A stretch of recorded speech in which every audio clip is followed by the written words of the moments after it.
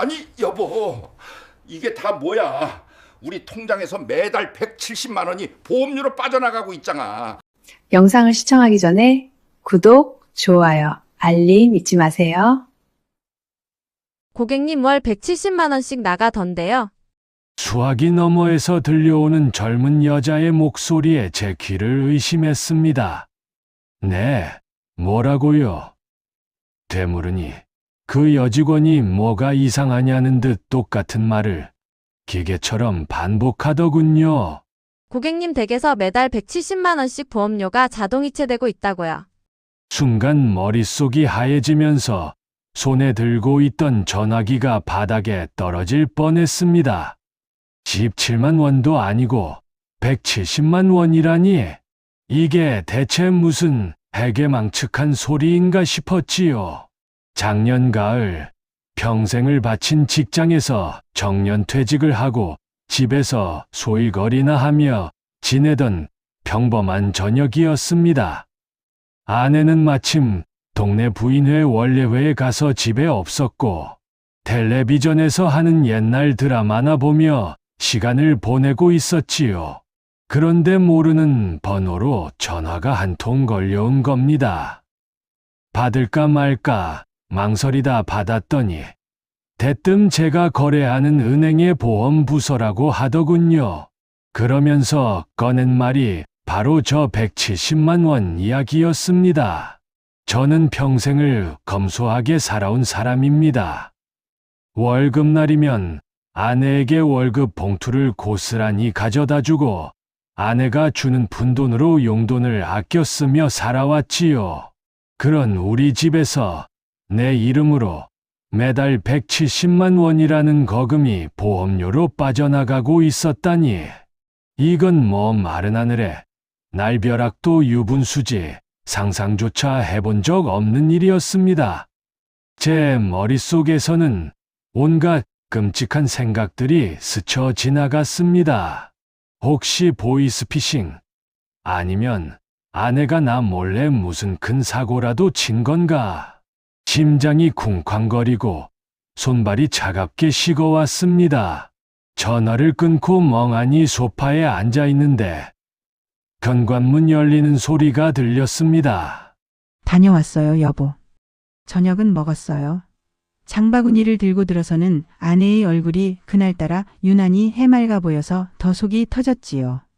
저는 차마 화도 내지 못하고 떨리는 목소리로 물었습니다. 여보, 당신 나한테 뭐 숨기는 거 없어? 제 표정이 심상치 않았는지 아내는 어리둥절한 얼굴로 저를 쳐다보더군요. 무슨 소리예요? 내가 당신한테 숨기는 게 뭐 있다고? 저는 더 이상 참지 못하고 방금 전에 통화 내용을 털어놓았습니다. 우리 집에서 매달 170만 원씩 보험료가 나가고 있다는 사실을요. 이야기를 들은 아내의 얼굴도 저처럼 하얗게 질려갔습니다. 말도 안 돼, 그럴 리가 없어요. 우리 보험료 다 합쳐도 50만 원이 안 될 텐데. 아내는 손까지 내저으며 부인했지만 저는 이미 마음속으로 아내를 의심하기 시작했습니다. 평생 돈 관리는 아내에게 맡기고 신경 한 번 쓰지 않았던 제 자신이 한심하게 느껴졌고 동시에 나를 속인 건가 하는 배신감에 치가 떨렸습니다. 저희 부부의 30년 신뢰가 송두리째 흔들리는 순간이었지요. 그날 밤 저희 부부는 30년 결혼 생활 처음으로 각방을 썼습니다. 아내는 억울하다며 밤새 흐느꼈고 저는 거실 소파에 누워 뜬 눈으로 밤을 새웠습니다. 대체 우리 부부에게 무슨 일이 일어나고 있었던 걸까요? 모든 것은 한 달 전 저희 집에 찾아왔던 그 번지르르한 보험 설계사로부터 시작된 일이었습니다. 이야기를 하려면 시간을 조금 거슬러 올라가야 합니다. 저는 고등학교 졸업하고 바로 공장에 취직해서 40년 넘게 한 우물만 판 사람이었습니다. 젊을 때는 밤낮 없이 기계를 돌렸고 그렇게 번 돈으로 결혼해서 아이 둘 낳고 남들만큼은 아니더라도 굶지 않고 살았지요. 돈 관리는 꼼꼼한 아내의 몫이었습니다. 저는 그저 월급날에 월급 봉투를 가져다 주는 게 제 역할의 전부라고 생각했지요. 아내는 그 돈을 쪼개고 또 쪼개서 아이들 학원도 보내고 적금도 붓고 보험도 들었습니다. 저희 부부가 처음 보험이라는 걸 들었던 건 아마 첫째 아이가 태어나고 얼마 안 됐을 때였을 겁니다. 80년대 후반이었지요. 그때는 지금처럼 인터넷이 있었나, 뭐가 있었나. 그냥 동네 아주머니들 사이에 입소문이 전부였던 시절이었습니다. 옆집 순이 엄마가 미래를 위해서 꼭 들어야 한다며 소개해준 보험 설계사가 있었습니다. 푸근한 인상의 중년 아주머니였는데 가끔 집에 들러 바카스 한 병 건네며 아이들 안부도 묻고 사는 이야기도 나누곤 했지요. 그분은 어려운 보험 용어 대신 아저씨, 혹시 다치시면 병원비는 나와야 할 거 아니에요. 애들 대학 갈 때 목돈이라도 쥐어주려면 지금부터 준비해야죠. 같은 알아듣기 쉬운 말로 저희를 설득했습니다. 저희는 그분을 전적으로 믿었고 그분이 추천해주는 상품이라면 군소리 없이 가입했습니다. 그렇게 20년 넘게 저희 집 보험은 그 아주머니의 손을 거쳐 차곡차곡 쌓여갔습니다. 시간이 흘러 그 아주머니도 연세가 들어 은퇴를 하셨고 저희 부부도 어느덧 환갑을 바라보는 나이가 되었습니다. 저 역시 작년에 정년퇴직을 했고요. 퇴직금을 받아들고 나니 앞으로 남은 인생을 어떻게 살아야 할지 막막하더군요. 그러던 차에 등산 모임에서 친구 녀석 하나가 보험 리모델링이라는 걸 했다며 자랑을 늘어놓았습니다. 늙으면 병원 갈 일만 남았는데 가지고 있는 보험을 한번 싹 점검해서 불필요한 건 걷어내고 꼭 필요한 보장만 남겨서 보험료를 줄였다는 이야기였지요. 그 말을 들으니 귀가 솔깃했습니다. 저희도 그동안 들어놓은 보험이 꽤 됐지만 뭐가 어디에 좋은 건지 보장은 제대로 되는 건지 사실 잘 몰랐거든요. 아내도 매달 나가는 보험료가 부담스럽긴 마찬가지였는지 제 말에 동의했습니다. 그래서 친구에게 그 잘난 리모델링을 해줬다는 설계사를 소개해달라고 부탁했지요. 며칠 뒤 친구로부터 김 팀장이라는 사람의 연락처를 받았습니다. 아주 유능하고 스마트한 젊은 친구라며 침이 마르게 칭찬을 하더군요. 저희 부부는 그 스마트한 젊은 친구가 저희의 남은 노후를 든든하게 지켜줄 동아줄이라도 되는 줄 알았습니다. 그게 썩은 동아줄인 줄도 모르고요. 약속한 날, 김 팀장이라는 사람이 저희 집을 방문했습니다. 훤칠한 키에 몸에 딱 맞는 비싼 양복을 빼입고 머리에는 기름을 발라 윤이 반질반질 흐르더군요.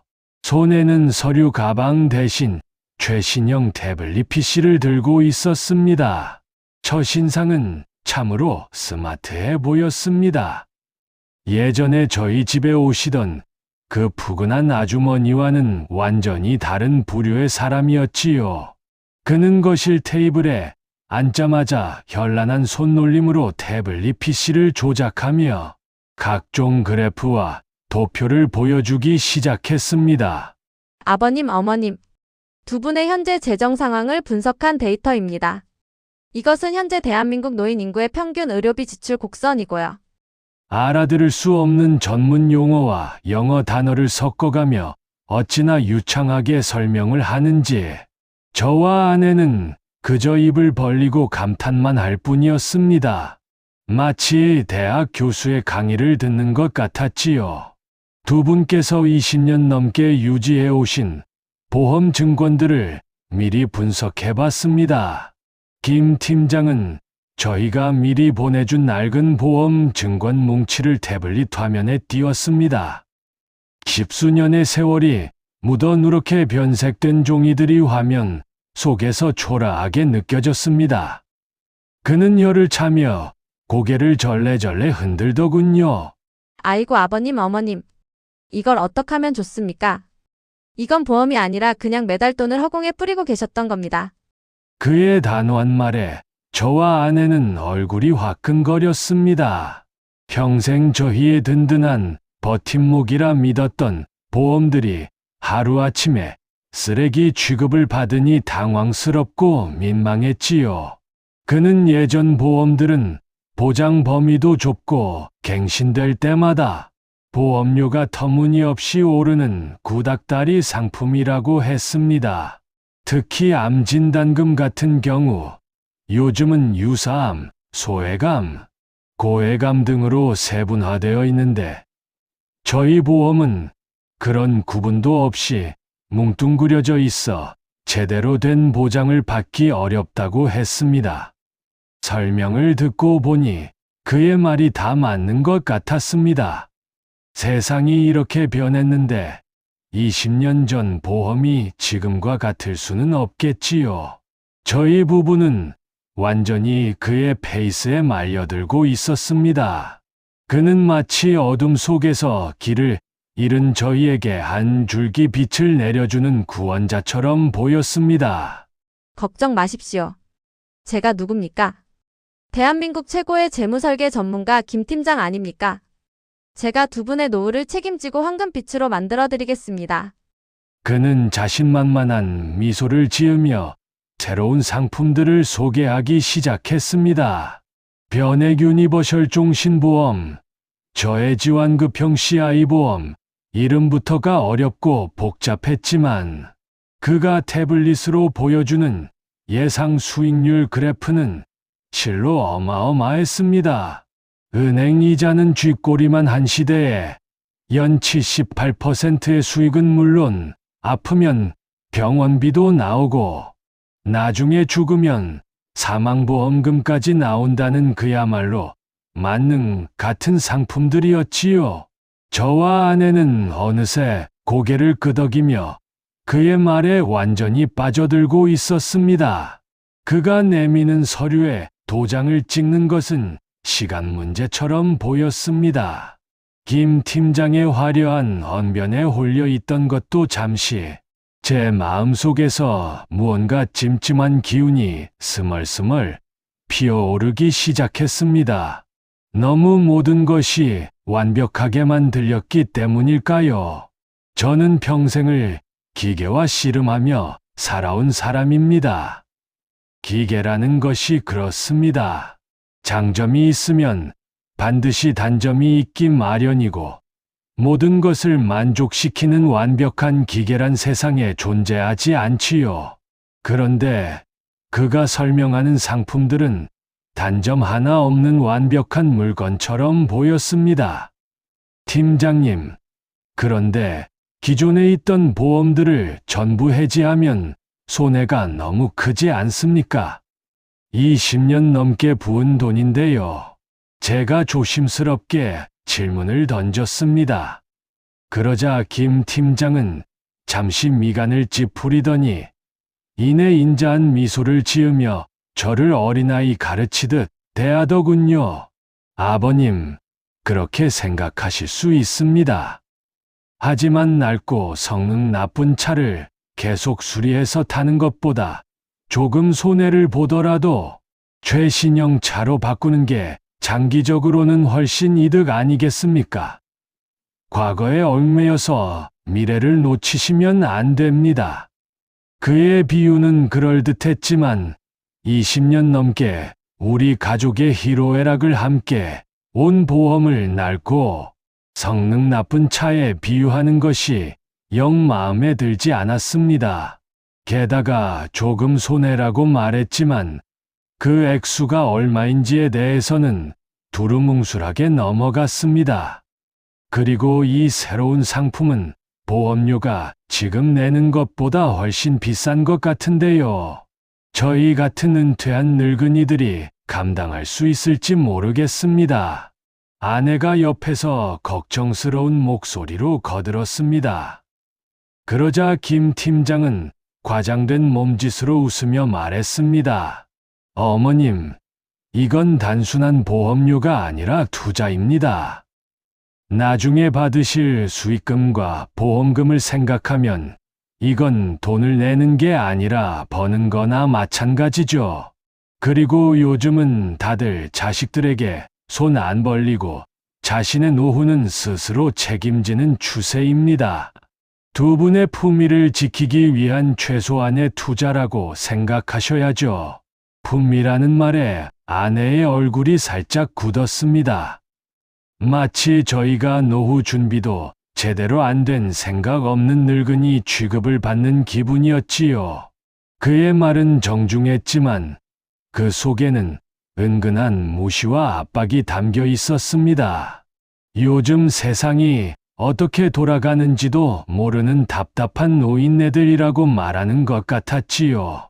저는 다시 한번 질문을 던졌습니다. 변행 뭐라고 하셨죠? 그건 원금 손실의 가능성도 있는 거 아닙니까? 제가 어디서 주워들은 풍어를 읊자 김 팀장의 표정이 순간 싸늘하게 변하는 것을 똑똑히 봤습니다. 그는 잠시 저를 빤히 쳐다보더니 이내 한숨을 쉬며 말하더군요. 아버님, 그건 옛날 이야기고요. 저희 회사의 펀드 매니저들이 얼마나 유능한데요. 그리고 제가 알아서 다 관리해 드릴 건데 뭘 걱정하십니까? 이런 복잡한 건 저희 같은 전문가에게 맡기시고 아버님께서는 그냥 편하게 믿고 따라오시면 됩니다. 그의 말투는 명백히 저를 가르치려 들고 있었습니다. 당신 같은 노인이 뭘 안다고 나서냐는 듯한 오만함이 묻어났지요. 그 순간 제 마음속의 찜찜함은 확신으로 변했습니다. 이 사람 뭔가 정직하지 않다. 우리를 위하는 척하지만 실은 자신의 이익을 위해 우리를 이용하려는 속셈이 분명하다.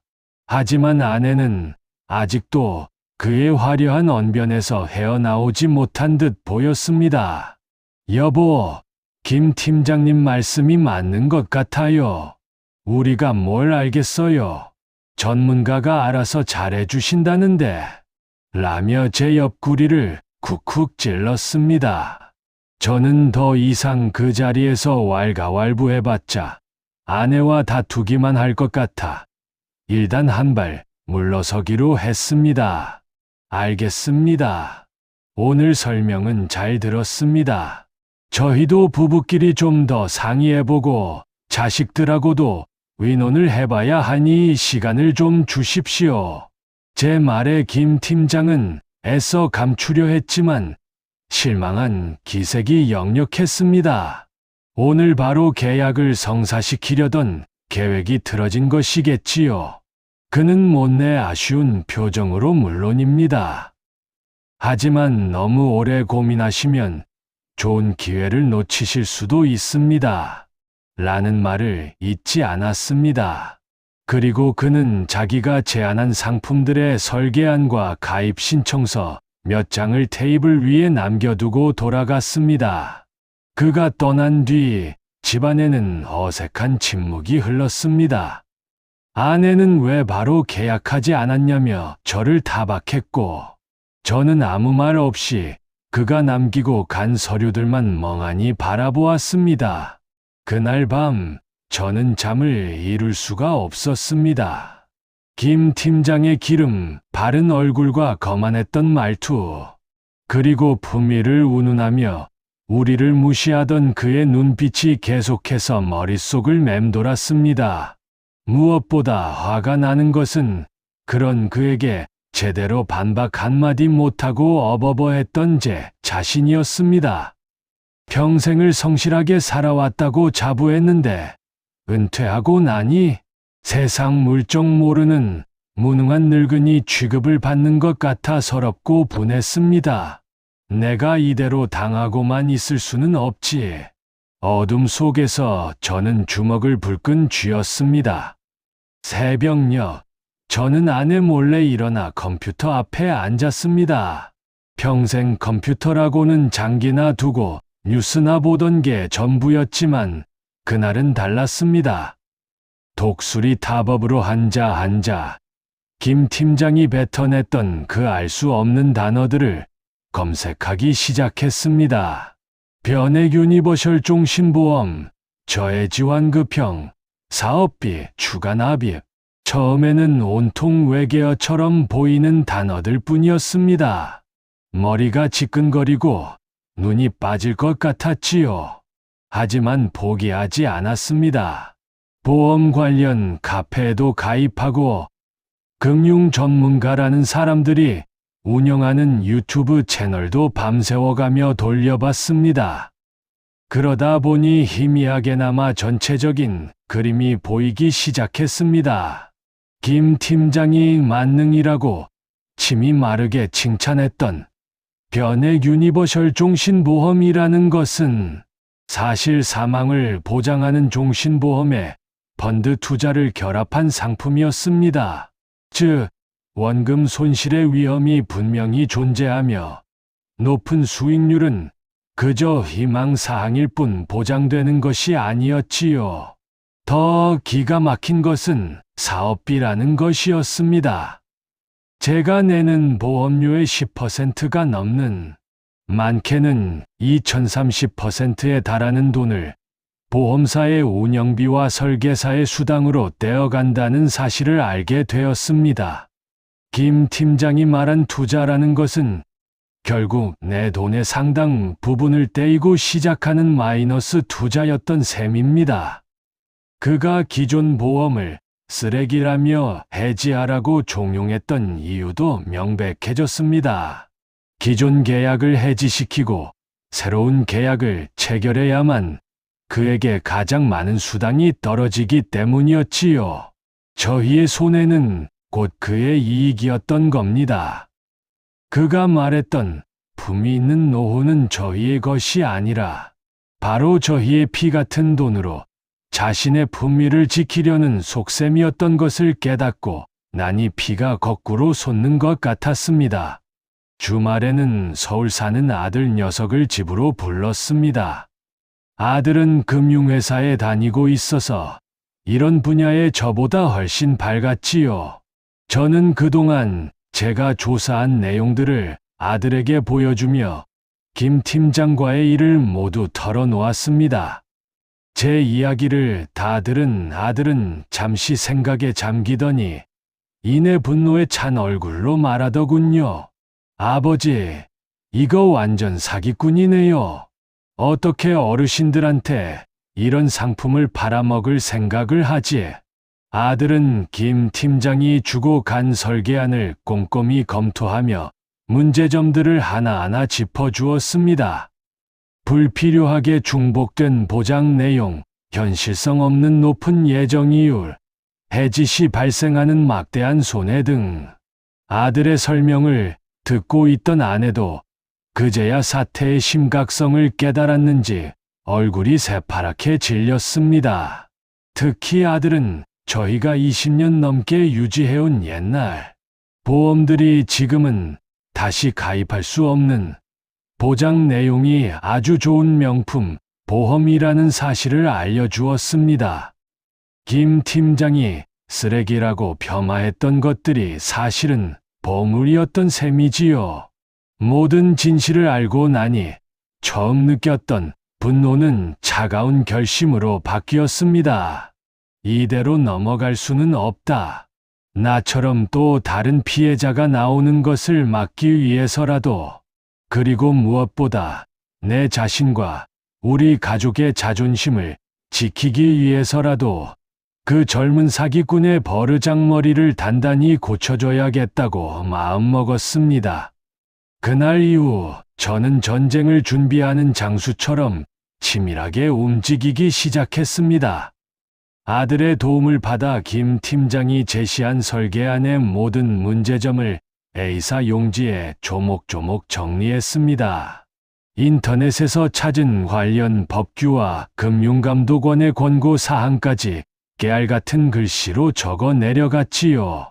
그리고 제가 가진 모든 보험 증권을 다시 꺼내 형광펜으로 줄을 쳐가며 정독했습니다. 약관에 적힌 깨알 같은 글씨들을 읽느라 노안이 온 눈이 뻑뻑했지만 정신력으로 버텼습니다. 하나를 알게 되니 둘이 보이고 둘을 아니 열이 보이더군요. 그동안 아무 생각 없이 자동이체 되던 보험료가 새롭게 보이기 시작했습니다. 저는 김 팀장에게 전화를 걸어 다시 한번 상담을 받고 싶다고 말했습니다. 최종 결정을 내리기 전에 마지막으로 궁금한 것들을 확인하고 싶다는 핑계를 댔지요. 전화기 너머의 김 팀장은 드디어 넘어왔구나 하는 듯 한껏 들뜬 목소리였습니다. 그럼요, 아버님. 잘 생각하셨습니다. 제가 내일 당장 찾아뵙겠습니다. 약속을 잡고 전화를 끊은 뒤 저는 제가 준비한 서류 뭉치를 다시 한번 점검했습니다. 옆에서 저를 지켜보던 아내가 걱정스러운 얼굴로 물었습니다. 여보, 그냥 우리 아들 시켜서 전화로 따끔하게 혼내고 끝내면 안 될까요? 괜히 얼굴 붉히고 싸우기만 할 것 같아서 무서워요. 저는 아내의 손을 꼭 잡고 말했습니다. 아니, 이건 내가 직접 해야 해. 이건 단순히 돈 몇 푼의 문제가 아니야. 우리를 얕보고 기만하려 한 것에 대한 대가를 치르게 해야지. 그리고 나 자신에게도 증명하고 싶어. 내가 아직 뭐든 할 수 있다는 걸. 제 눈빛이 그 어느 때보다 진지했는지 아내는 더 이상 아무 말도 하지 않고 그저 고개를 끄덕였습니다. 다음 날 결전의 날이 밝았습니다. 저는 아침 일찍 일어나 가장 깨끗한 옷으로 갈아입고 머리도 단정하게 빗었습니다. 마치 중요한 전투에 나가는 군인처럼 마음을 다잡았지요. 거실 테이블 위에는 제가 밤새워 준비한 자료들을 가지런히 펼쳐두었습니다. 그리고 그 옆에는 김 팀장과의 대화를 녹음하기 위한 작은 녹음기도 눈에 띄지 않게 놓아두었지요. 모든 준비는 끝났습니다. 저는 차분하게 심호흡을 하며 그가 오기만을 기다렸습니다. 땡동 초인종 소리가 울리고 김 팀장이 환한 미소를 지으며 집 안으로 들어섰습니다. 그의 손에는 지난번에 보여줬던 태블릿 PC와 함께 두툼한 계약서 뭉치가 들려 있었습니다. 그는 당연히 제가 계약서에 도장을 찍을 것이라고 확신하는 얼굴이었지요. 아버님, 어머님, 현명한 결정에 제가 다 기쁩니다. 이 서류에 사인만 하시면 두 분의 빛나는 노후는 제가 책임지겠습니다. 그는 의자에 앉자마자 익숙하게 계약서를 펼쳐놓고 펜을 제 쪽으로 내밀었습니다. 저는 그 펜을 받지 않고 대신 제가 준비해둔 서류 뭉치를 그의 앞으로 밀어놓았습니다. 김 팀장님, 사인하기 전에 몇 가지만 좀 여쭤봅시다. 제 차분하지만 단호한 목소리에 김 팀장의 얼굴에 순간 당황한 기색이 스쳤습니다. 그는 테이블 위의 서류들을 훑어보더니 이내 억지 웃음을 지으며 말했습니다. 하하, 아버님, 뭘 이렇게까지, 이런 복잡한 건 제가 다 알아서 한다니까요. 아니요, 내 돈이 들어가는 일인데 내가 알아야지요. 저는 안경을 고쳐 쓰고 첫 번째 질문을 던졌습니다. 팀장님께서 제안하신 이 변액 유니버셜 종신보험 사업비가 총 납입, 보험료의 몇 %인지 정확하게 설명해 주시겠습니까? 제가 약관을 찾아보니 13.7%라고 나와 있던데 왜 지난번에는 이 부분에 대한 설명이 한마디도 없으셨지요. 제 입에서 사업비라는 전문 용어가 나오자 김 팀장의 눈이 동그래졌습니다. 그는 잠시 말을 더듬더니 그건 초기 사업비라 나중에는 줄어듭니다. 그리고 라며 횡설수설하기 시작했습니다. 저는 그의 말을 자르고 다음 질문으로 넘어갔습니다. 그리고 이 상품의 예정이율이 2.5%로 설정되어 있는데 팀장님께서는 마치 연 78%의 수익이 보장되는 것처럼 말씀하셨습니다. 이것은 명백한 과장 광고이자 불완전 판매에 해당한다는 사실 알고 계십니까? 아니, 그게 아니라요, 아버님. 펀드 운용 실적에 따라 그 이상도 가능하다는, 가능성이 있다는 말과 보장된다는 말은 엄연히 다른 겁니다. 그리고 원금 손실의 위험성에 대해서도 명확하게 고지하지 않으셨어요. 이건 어르신들 상대로 한 기만행위 아닙니까? 제 목소리는 점점 커지고 단호해졌습니다. 김 팀장의 이마에서는 식은땀이 흐르기 시작했고 그의 얼굴에서는 자신만만하던 미소는 온데간데 없이 사라졌습니다. 저는 마지막 결정타를 날렸습니다. 무엇보다 가장 화가 나는 것은 당신이 쓰레기라고 폄하했던 제 옛날 보험들입니다. 여기 이 보험, 2003년에 가입한 건강보험인데 지금은 판매가 중지된 일반 상해의료비 특약이 들어있습니다. 본인 부담금 없이 병원비 100%를 보장해주고 심지어 한방병원 치료비까지 나오는 지금은 돈 주고도 못 구하는 상품입니다.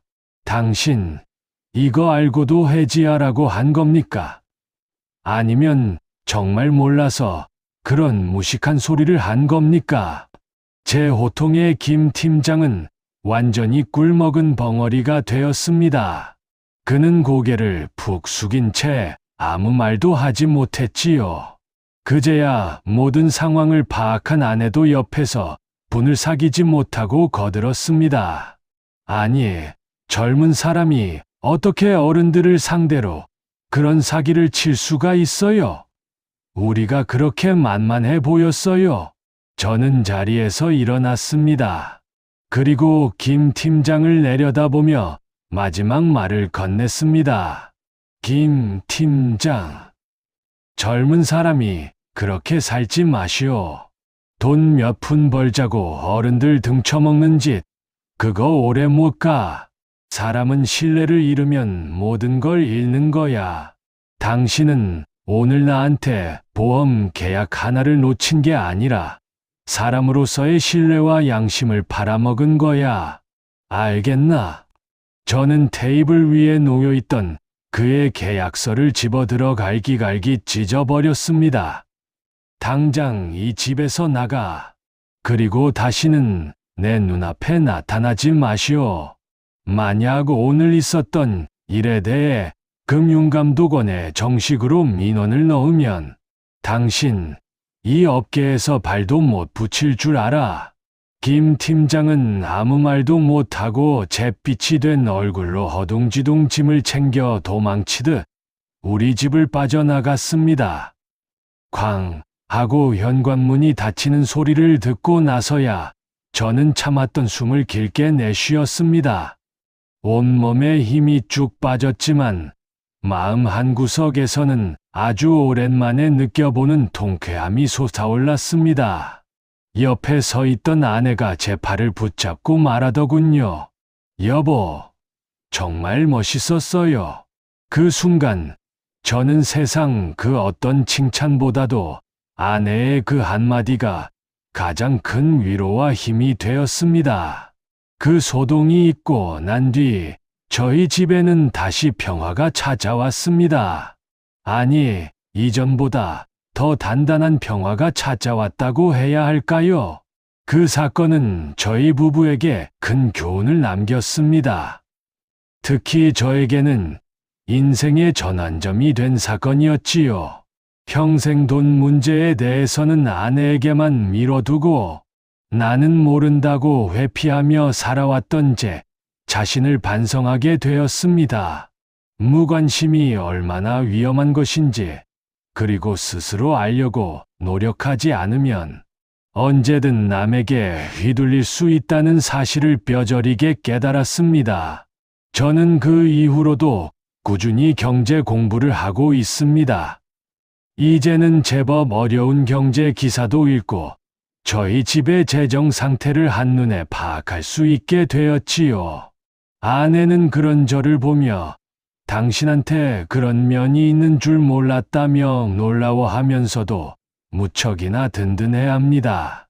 저희는 얼마 뒤 아들이 추천해준 양심적인 재무 상담사를 만나 꼭 필요한 실비보험과 운전자 보험 몇 가지만 남기고 불필요한 보험들은 정리했습니다.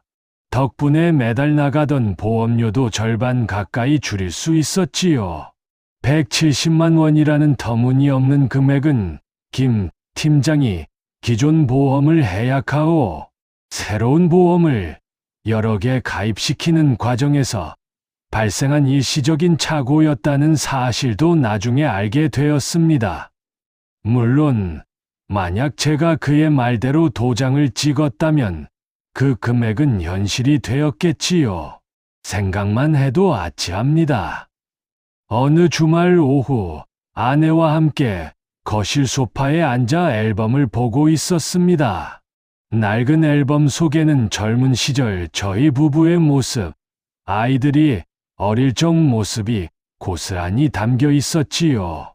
앨범 한쪽에는 누렇게 바랜 보험 증권들이 꽂혀 있었습니다.